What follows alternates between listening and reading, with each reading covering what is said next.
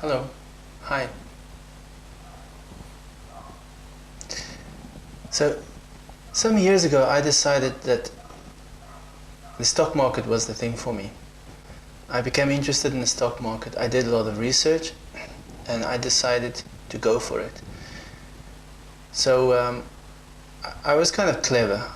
I tested my results, my theories against real historic data. So it took me a long time before I decided to actually put any money inside of the stock market.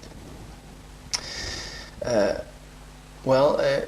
took several years, but once I started putting money into the stock market, I started with a little bit of money, and 2 years after that, I still made no money. So that seemed strange. That seemed kind of odd to me. I was thinking, what kind of business gives zero profit after maybe 5 years of investment in it? So what I discovered was that I was one of the lucky ones. Actually, research have confirmed, and this is quite conclusive, that almost between a third and only a third or a quarter of day traders make any money. So 3/4 or 2/3 of the people lose, and some people lose a small fortune. So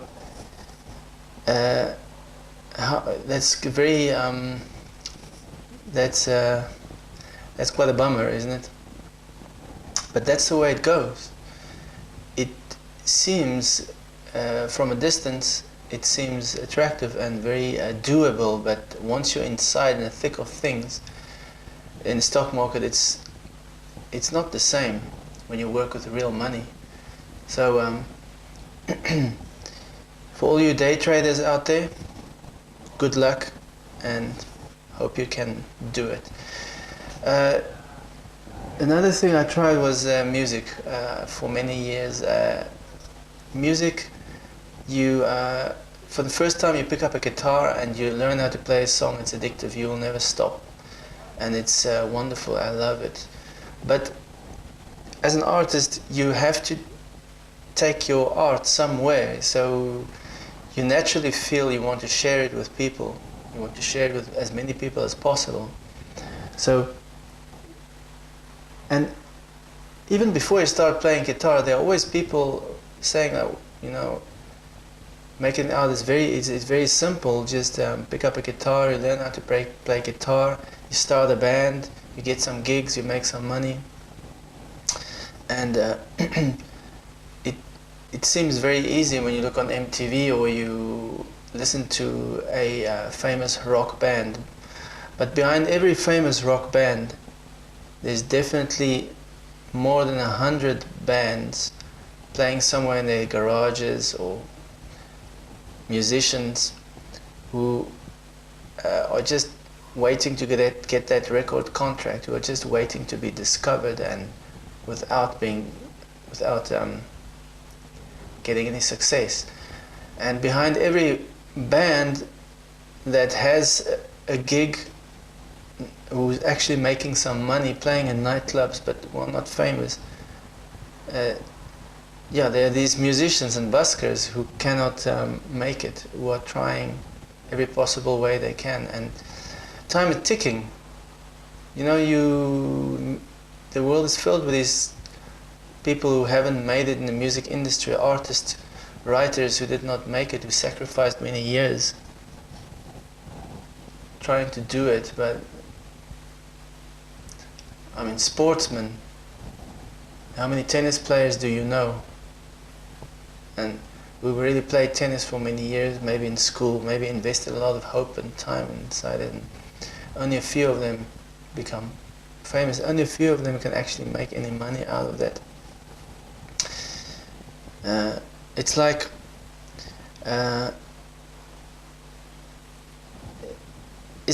when a scrawny guy wants to build some muscle, everybody tells him, well, he just needs to go to a gym and lift some weights. It seems very simple to people, and naturally people assume that it's a natural process. You lift weights, your muscles become bigger. And then some people might say, well, you have to maybe eat a little bit more protein. And this has been the perception for many years. I mean, the bodybuilding industry has been thriving on people's misconception of how the body actually builds muscles. And many people have made money off this. They've been using models, bodybuilders, professional bodybuilders, and saying that if you take their product, you would look like them. Then the guys take the product, they don't look like them, and they say, but why is that? And then the response is, well, maybe your genetics, or maybe you're not taking enough of this product, or wait, I've got another product that's better.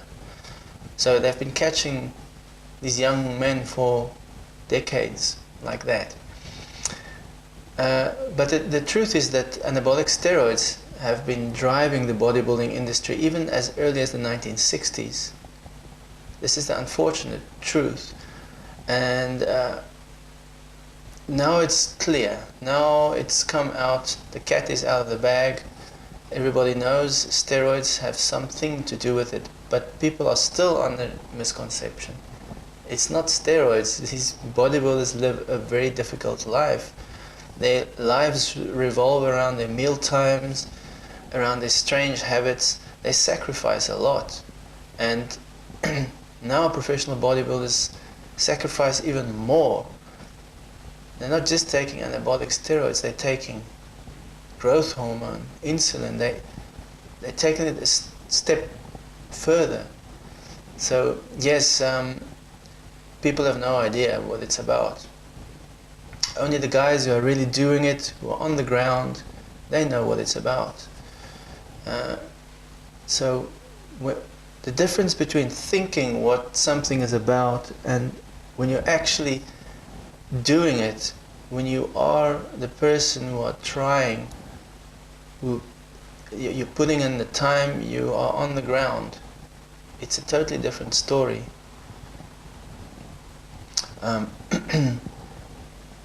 I had another article about the world map, about the Mercator map that we've been using ever since the 15th century, the 16th century. And this map, of course, is wrong. It favors the European nations and the United States and makes them look huge.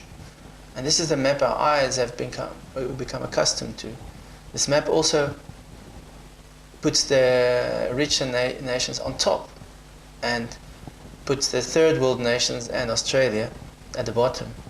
And so naturally people have the perception of top is better than bottom, obviously.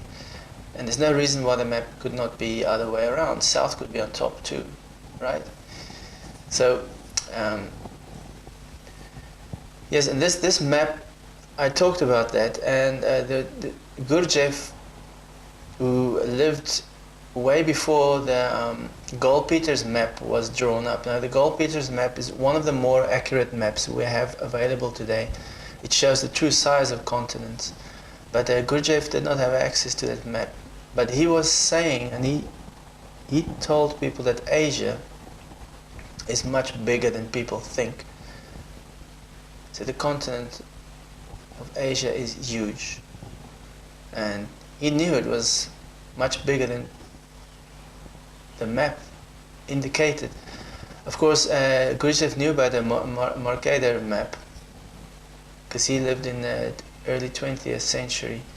But yes, the reason why he knew is because Gurdjieff traveled a lot, and he traveled on the ground.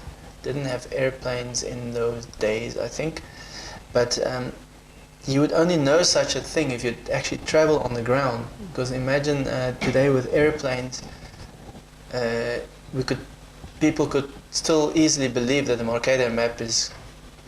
They wouldn't question it because you just at point A and then you're at point B. You don't see it, you don't feel the distance in between.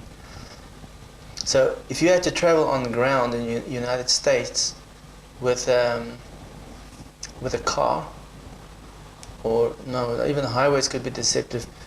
if you could be traveling in a more primitive way, and then traveling over Asia, and then eventually after years comparing the maps, you would realize, wait a minute, there's something wrong with the map. You would notice it only because you were on the ground.